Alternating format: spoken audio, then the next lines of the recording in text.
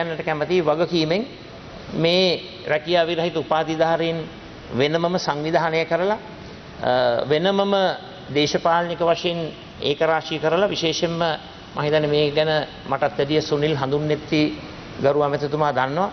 එතුමා තමයි පුරෝගාමීව මේ කර්තව්‍ය ඉෂ්ට කරේ.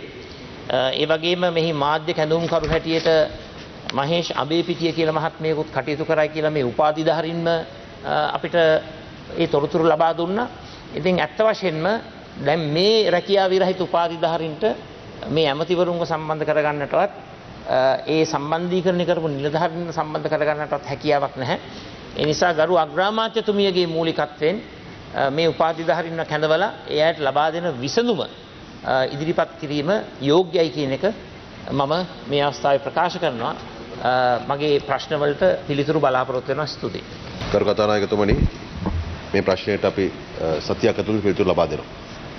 පොයින්ට් ඔෆ් ඕඩර් ගරු විපක්ෂ පොයින්ට් ඔෆ් ඕඩර් එක තමයි ගරු කතානායකතුමා. මම සාමාන්‍යයෙන් කාලේ වෙලා ඉල්ලුවහම අපි ප්‍රායෝගිකව සාධාරණව කල් දෙනවා.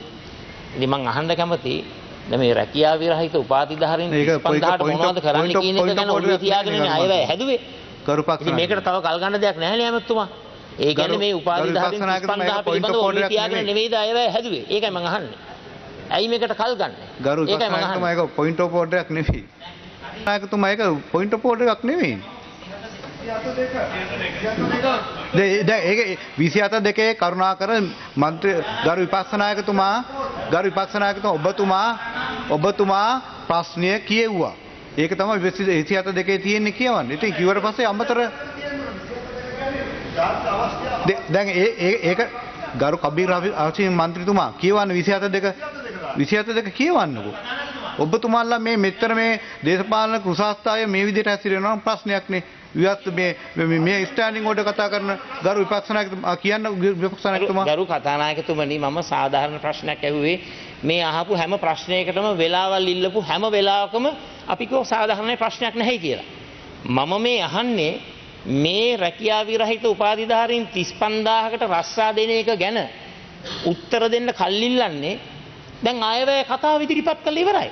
මේ අයවැය කතාව තුල තියෙන්නට ඕනේ මේ 35000ට දෙන විසඳුම. ඇයි මෙච්චර කල් ගන්න මේකට මේ උත්තරයක් දෙන්න? ඒ කියන්නේ ඔබතුමාලා නොසලකා හැරලා තියෙනවා අයවැය කතාවේදී මේ රැකියා විරහිත උපාධිධාරීන්ගේ ගැටලුව.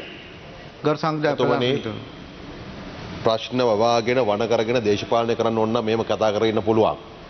මේ ප්‍රශ්නයට අධ්‍යාපන අමාත්‍යාංශයේ නෙවෙයි මුදල් අමාත්‍යාංශය තුළ අමාත්‍යාංශ ගණනාවක තොරතුරු හොයාගෙන නිවැරදිව අපේ ස්ථිරසාර විසඳුමක් ලබා දිය යුතු නිසා සහ අපි ගැන සාකච්ඡා කරමින් ඉන්නවා. කොහොමත් අපි අයවැය විවාදෙදිත් මේ ගැන මුදල් අමාත්‍යාංශ විශේෂිත වැඩිදුර කරුණු කියනවා.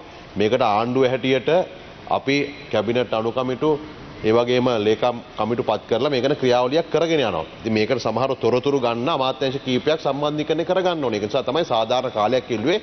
සතියක් ඇතුළත සතියක් යන්නේත් නැහැ. ඊට කලින් අපි උත්තර දෙනවා. ඒ නිසා මේ දැන් මෙහෙම කලබලකට කෑ ගහන්න ලෑස්ති වෙන්න එපා. මේක ජාතික අධිගතකමක් සහිත ප්‍රශ්නයක් තමයි. නමුත් හදිසිය කියලා කරු කතානායකතුමනි එහෙම නිකන් උත්තරයක් දීලා හරියන්නේ නැහැ. මේවට අපි විසඳුම් දෙන්නයි යාවේ. තමුන්නාසලගේ ආණ්ඩුව මේවට විසඳුම් දුන්නේ නැති නිසා.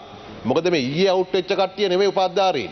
වසර ගණනාවක් තිස්සේ එකතු වෙලා එය නොසලකා හැරලා පැත්තට කරලා තිබුණේ. අපි එයාට සාධාරණ විසඳුමක් ලබා දීමට තමයි කටයුතු කරමින් යන්නේ. ඒ නිසා කලබල වෙන්න දෙයක් නැහැ. අපි මොකද මේ කරු කතානායකතුමනි රජයේ තියෙන පුරප්පාට ප්‍රමාණය බලන්න ඕන. රජයේ සංවර්ධන ව්‍යාපෘතිය බලන්නට ඕන ව්‍යාපෘති පිළිබඳව. ඒ වගේ මෙයාගේ උපාධිය මොකද්ද? මෙයාගේ ඒ අපේ තියෙන පුරප්පාට වලින් ගැලපෙනකම් මොකද්ද? කතානායකතුමනි පෝලිං ගස්සලා උසනම් සිකියුරිටි ගන්නවා මිට්නම් කංකරු ගන්නවා කිව්වොත් දවසෙන් කියන්න පුළුවන්. නමුත් එහෙම වැඩක් නෙවෙයිනේ මේක. ඊට වඩා බැරෑරුම් විද්‍යානුකූලව කරන්න ඕන වැඩක්. හරිද? ඒ නිසා තමයි මේ සාධාරණ කාලයක් ගන්නේ.